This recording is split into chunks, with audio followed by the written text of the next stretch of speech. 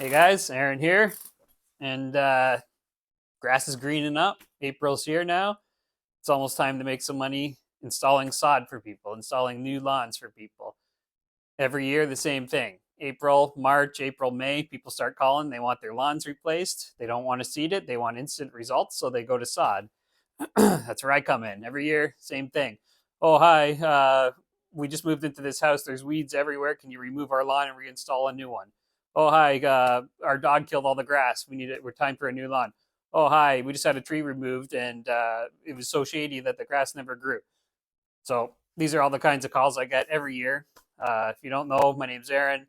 I've been landscaping for 27 years. I've had my own business for 16 of those years. I make a decent living doing landscaping. Um, this channel will show you a whole bunch of different ways that you can get into landscaping, how to do the work, how to get the work, um, and yeah, how I've done it. And my small business thrives, and I make decent money, and yeah, everybody's happy. So back to the sodding. Sodding's hard work. No, don't get me wrong. Doing sod is a hard work. It's not easy, so you got to make sure you charge these people for that because they'll pay it. They know it's a hard job, otherwise they would be doing it themselves. So I'll get these calls. Aaron, can you come over and take a look at my lawn? So I'll go over. They had a tree there, mature tree for 20 years. It was big. It shaded out the lawn. The lawn died. Now they're left with a mud pit under the tree. Well, you can't just go and sod that because it's going to die again. So I tell them right off the bat, you either need to get rid of that tree or you need to, put mulch down. So say they've cut down their tree or we've done it or whoever has removed the tree. It was half dead anyway. They got rid of the tree. It's time to sod. So we go in there and we strip whatever remaining sod is left with a sod cutter. We own one, but you can either rent one at your big box store or your rental company, and you can remove the rest of the sod like that. And then you're going to need to throw it all in wheelbarrows and get it into either a truck, a trailer, or if you don't have either, you can get a bin delivered for the day and fill up the bin with the leftovers of the lawn. So once you strip it all, then we usually take a rototiller and rototill the rest of the lawn, get it nice and fluffy and soft.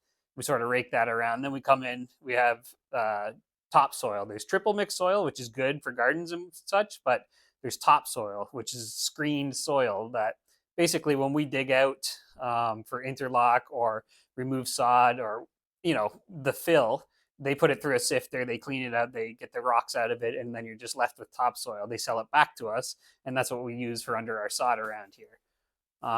So anyway, we'll bring in some topsoil. We have a trailer, so we'll bring it in as much as we need, and we'll go over everything, and then we regrade everything. Now, if you don't have a trailer to bring your own soil in, well, you're going to have to get it delivered and get a yard or two, however much you need, delivered into the driveway and bring it in to your areas where you're grading. So we regrade everything after we rototill it and add our soil. We get it all nice so everything's sloping away from the house and where we want it to go, making little swales if we have to. And then we go over it with a roller, just a normal standard, roller you fill up with water. You can buy them again at a big box store or landscape supply store. We like to just press it all in real nice before we start sodding. So after we go over it with the roller, we go and pick up the sod. We come back, or one guy goes and gets the sod on the trailer, comes back, and we're ready to go. We start rolling out our sod. When you're sodding, you don't want to have joints all in the same spot, so you sort of make sure every row is going like this, so you don't have one line all the way down or a bunch of lines. You want to crisscross them all. You have to, when you're laying out your sod, you want it to never have a seam going all the way down in the same spot because it's going to make a rut there and it won't join properly. But that's how we do it. And then you go around, you make your cuts everywhere, cut around garden beds, cut around fence posts, deck posts, whatever. After you're done everywhere and it looks good, again, we take that roller, that push roller full of water. We go over the entire lawn this way, horizontally, then vertically. Make sure it's got lots of root to soil contact there. And then we absolutely lace it with water. When you're doing a sod job, the watering is the most important thing on the entire job. You have to, when you're done, you have to make sure you personally soak it for the customer. Or if they have sprinkler system, then you can turn their system on and let it go for a couple hours straight. You want that stuff soaked. You want to make sure that new sod is getting soaked all the way through to the subsoil that you just put in there and it's nice and wet. After that, they can start, you leave them with a flyer. You can usually get your flyer at your sod supplier and leave them with a flyer telling them exactly what to do, how to water their sod, their newly laid sod. And that's what we do.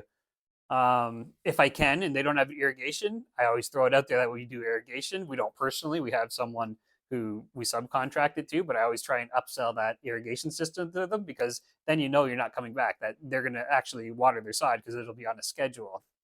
So if you can get a irrigation system for the new sod, great. If you can't, just, I always tell them that we don't guarantee sod. We guarantee it's perfect when we put it down. After that, it's up to you. There's no warranty. There's no nothing on sod. Having said that, one roll, two rolls die out of 100 or two, okay, I'll go back and replace those, no problem. They were duds, they were cut too short from the field, whatever. But any more than that, and it's watering. They didn't water it properly, and that's their problem, not mine. And I make it clear when I quote it and when I talk to them and everything else, that it's up to you. After we leave, we're done with your lawn. You need to water it. If you have any questions, call me back. But watering is key. You have to, if you want to save your investment, you need to water, and you need to stress that to your customers so they know that.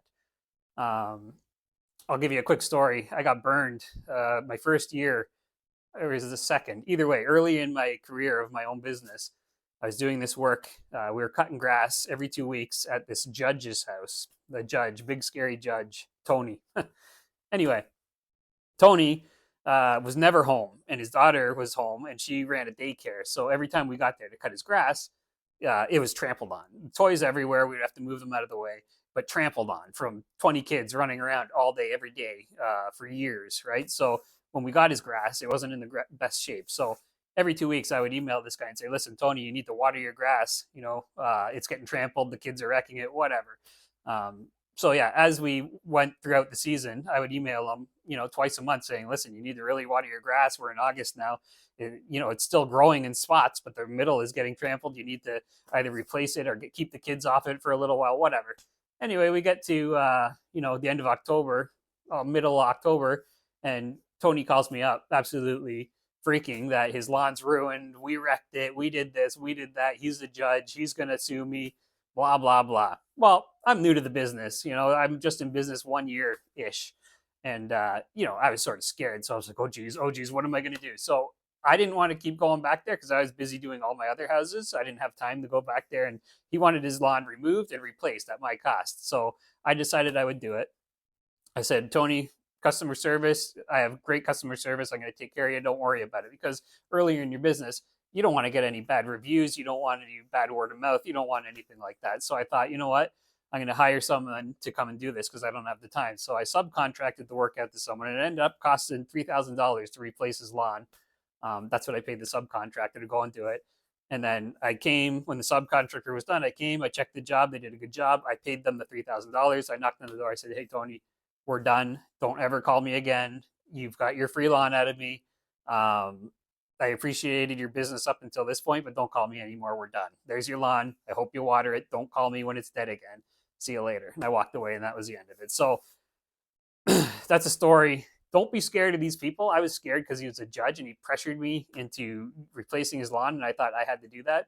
You don't want any bad reviews. You don't want you to do any bad work, but this is taking advantage of a new business. And now if someone like that ever, tried to get money out of me to replace their lawn for something like that, I would laugh.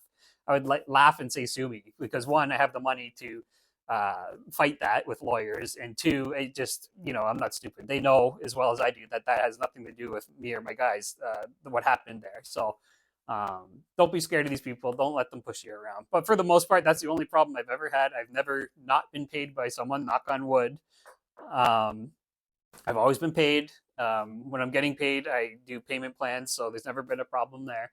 But that was just one story I wanted to tell you about sod, because we're talking about sod. This time of year, everybody wants sod. It's relatively easy to do.